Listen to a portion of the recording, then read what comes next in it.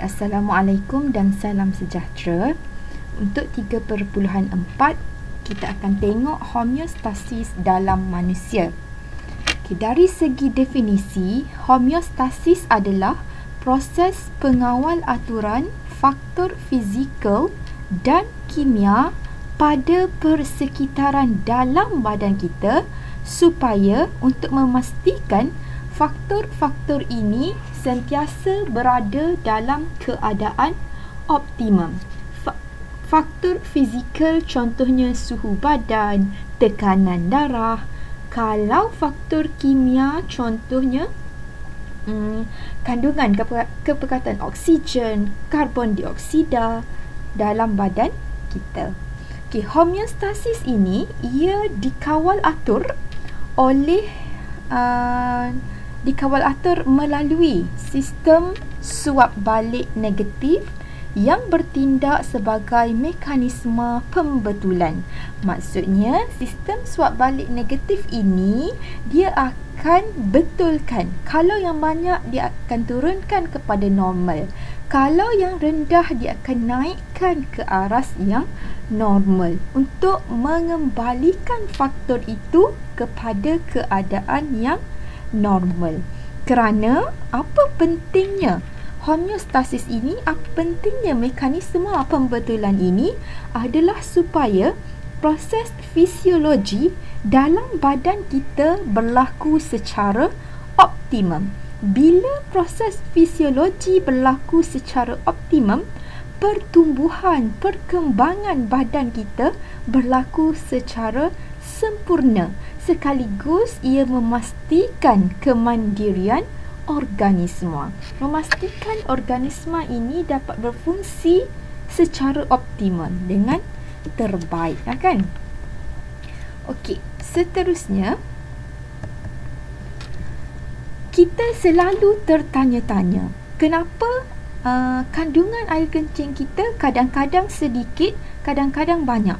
Sedikit yang cair, banyak yang pekat. Kenapa? Apa yang mempengaruhinya? Tekanan osmosis dalam darah sebenarnya yang mempengaruhi penghasilan air kencing kita. Contohnya, semasa kita dalam keadaan berpeluh, kita lari ke apa kan, kita berpeluh, maksudnya kandungan air dalam badan kita keluar. Air keluar banyak dari badan kita, menyebabkan tekanan osmosis darah meningkat. Maksudnya air dalam badan kita itu kurang. Bila air kurang, tekanan osmosis dalam darah meningkat, lebih banyak air diserap semula ke dalam darah. Yang ini kita akan tengok dalam proses pembentukan air kencing bahagian yang kedua, iaitu proses penyerapan semula.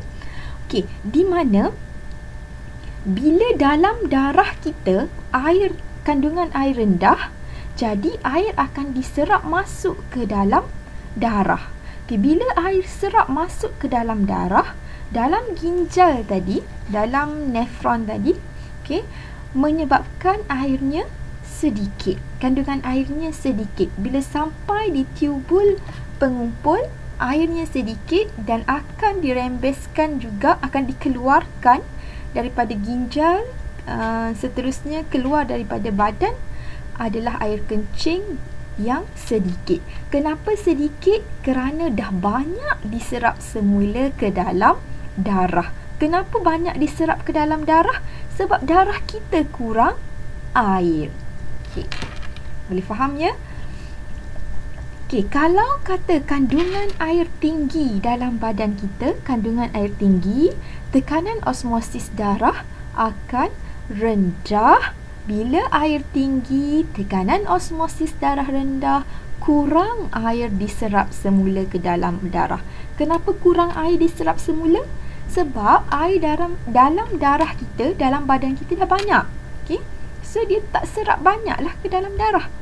Bila dia tak serap banyak, dia akan keluar daripada badan kita.